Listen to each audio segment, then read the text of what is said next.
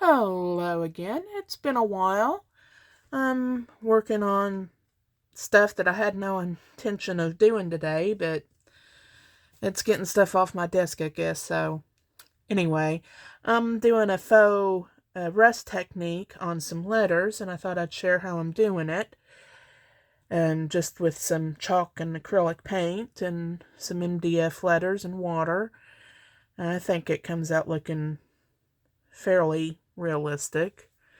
It's just home decor pieces, so it's not like it needs to be overly realistic, because hopefully people aren't looking that closely at them.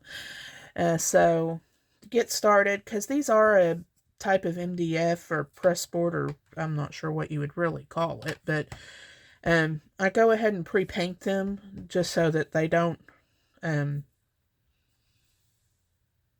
absorb too much while I'm painting, because this kind of requires the paint to sit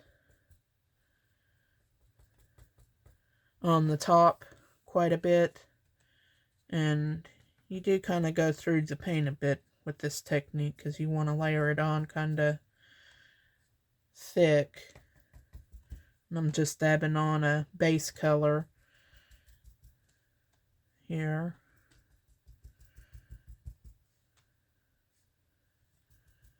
This is, I think it's truffle from Waverly. It's this color that I'm using, and you can tell I've got other colors mixed in with it. I don't really worry too much about cleaning the brush out too well between colors.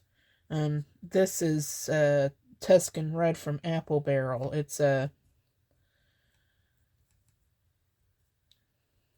I'm trying to think of how you describe it. It's kind of a dirty red, I guess, is one way to put it. It's not bright and vibrant. It's a little darker and rustier looking.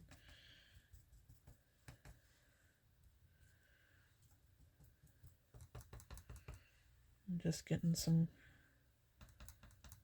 that on there.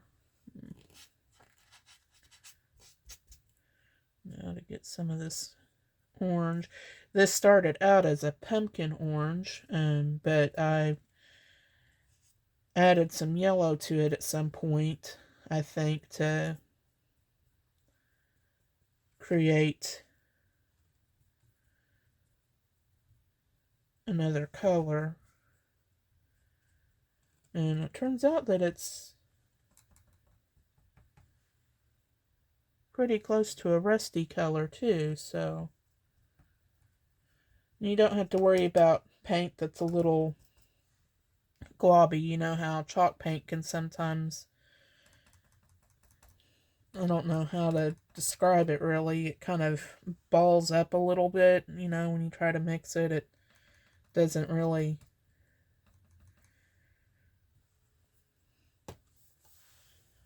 I don't know. But anyway, once you get your colors down, you can go back and wet it. And I like to go back and kind of pounce the colors a bit to help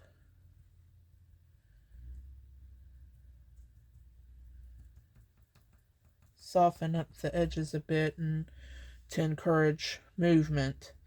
Because some of these paints you kind of have to force to spread out. So now I'm going to take my heat tool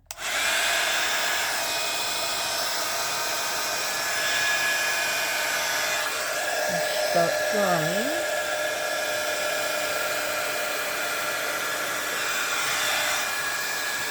I don't know if you can tell how the paint's kind of moving, and it's not really fully mixing the colors. You're getting little rivulets of the different colors running through the colors.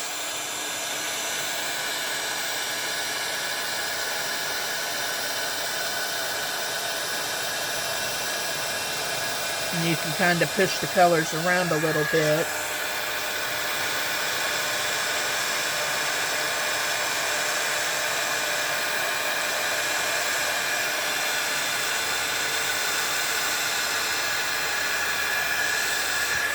I think I went a little too dark on this, but that's okay.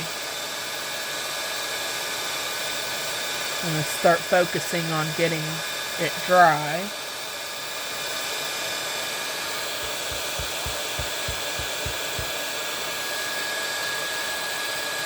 And don't worry about the paint bubbling. That actually works to advantage because you can go back and tap the bubbles. Just be careful you don't burn yourself.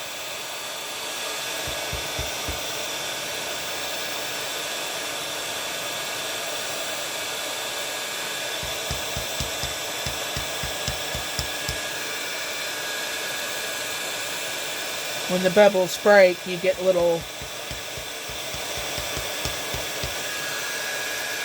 the skin of the paint kind of tears away a bit and it gives some texture.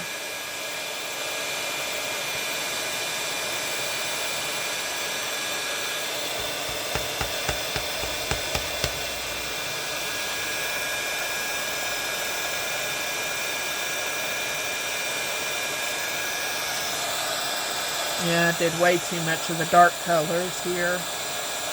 So I'll have to work a little harder to get the other colors to...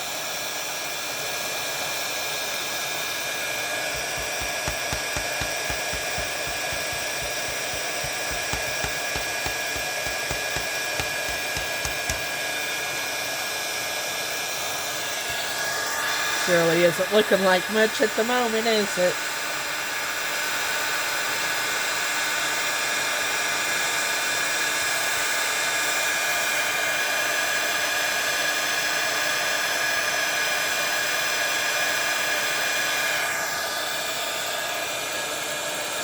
I like to work in layers on this, usually, because it helps to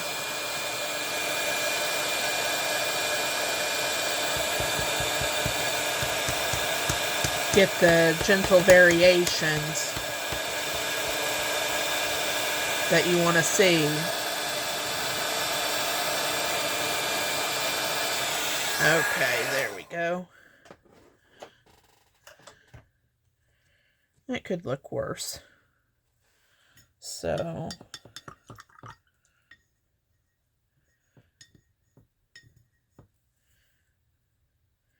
I'm not going to need any more brown. I'm going to concentrate now on getting in the orange and reds back in.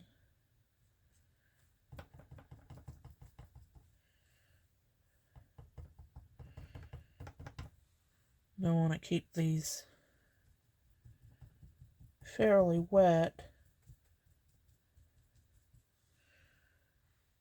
Okay. And it also kind of helps to keep it thinner so that as you start moving the colors around again,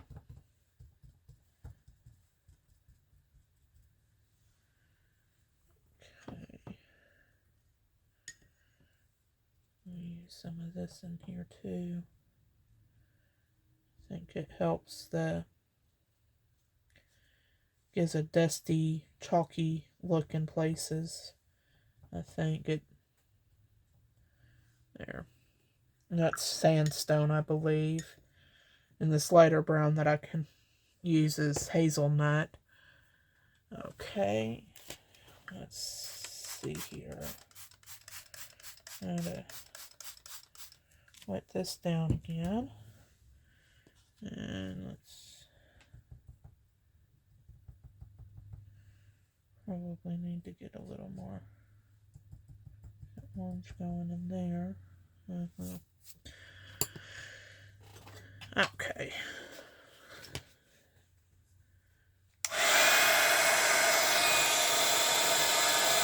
Now you can see how the red is mixing in with the yellow there, and you can push it back and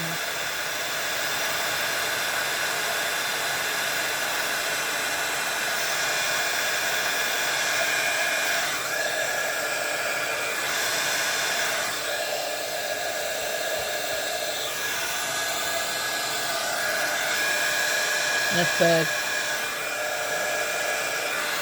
it's not covering where you want it to, you can just tap it with your finger to help motivate it.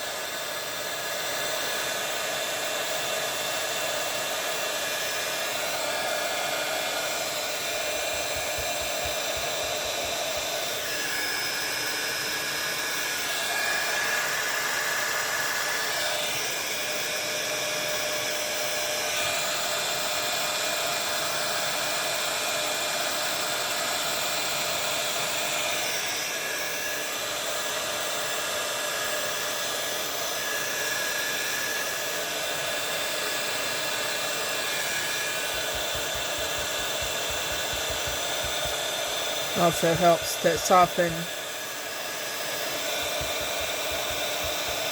the edges of the color.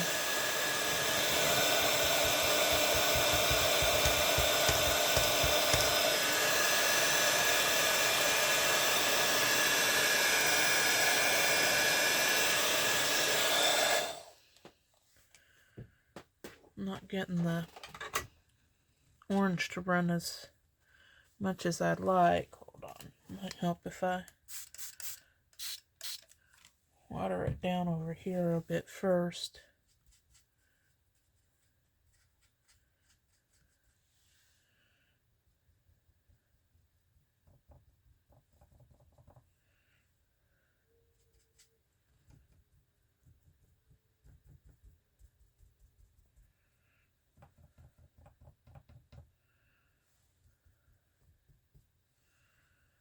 Okay, now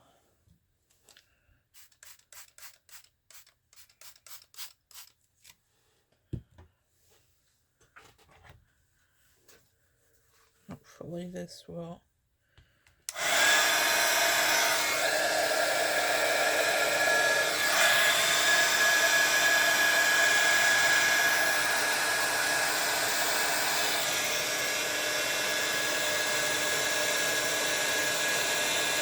looking to get that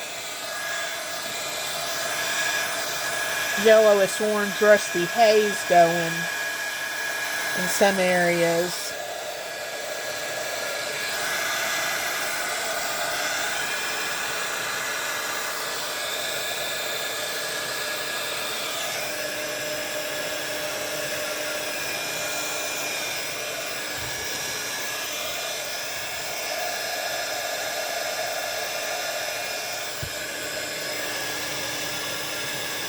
There we go.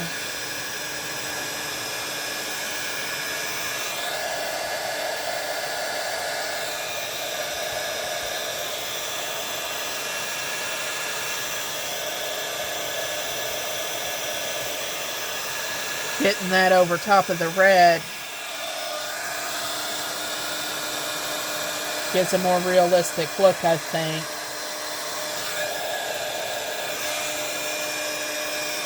Because you don't want the red to be just the red. It looks best when it's got other colors layered over it so that it's kind of deep in there.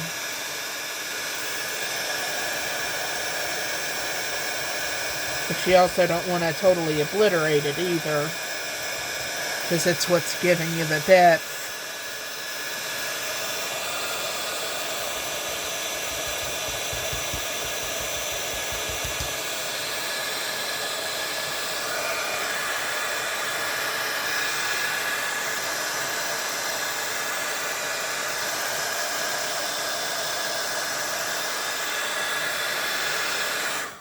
Sometimes you have to play with it quite a bit to get it the way you want it. Thinking I've got too much orange in there. going, so I'm going to go back in with some of this brown and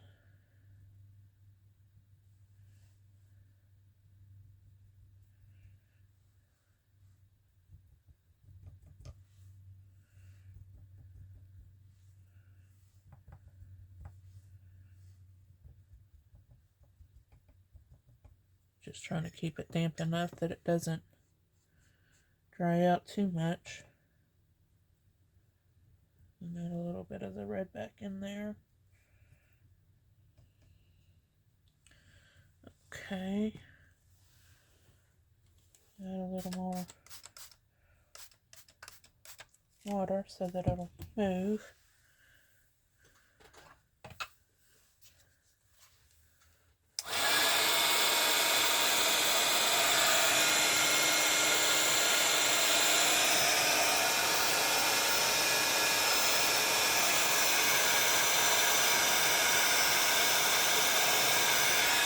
And if you feel you've done too much of something, you can always go back and blot some.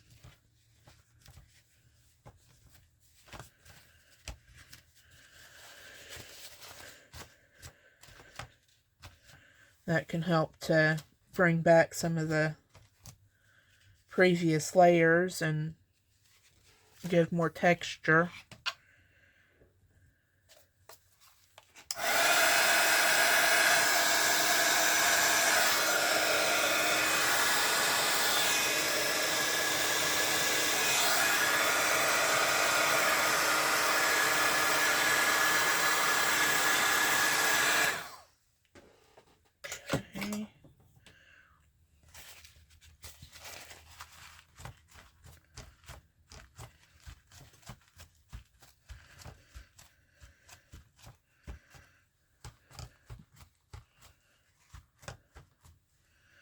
Okay, I think that's good enough. I'll hold it up so you can see how that looks. Now it has kind of a flaky look to it. And that's kind of what you're looking for, is to give it that depth that Old Rust has. You know, you can see how you've got the bright orange here, and then it kind of fades and does different things, and you can see how you've got a little bit of the red over top of the yellow there, and it just adds interest and depth to it, and that's kind of what helps give it a more realistic appearance. So I think this one's done. A few things you want to keep in mind is when you're using water with paint like this, it undermines the binders in the paint because you're using so much water. Usually, you know, you can mix paint with water and it be usable, but if you mix a whole lot of it, it undermines the binding, and so the paint won't stick as well.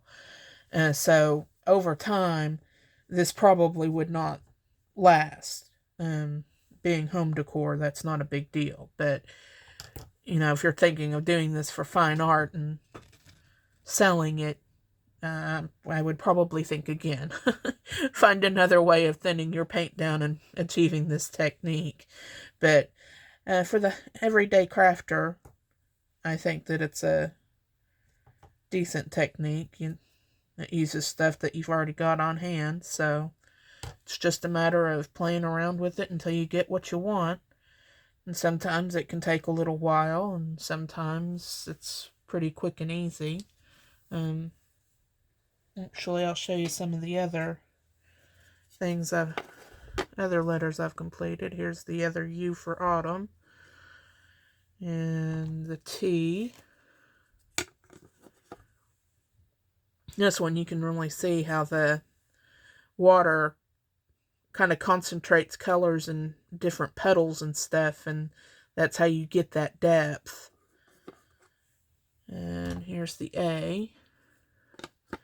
I don't think it came out looking as good as the others, but it's good enough.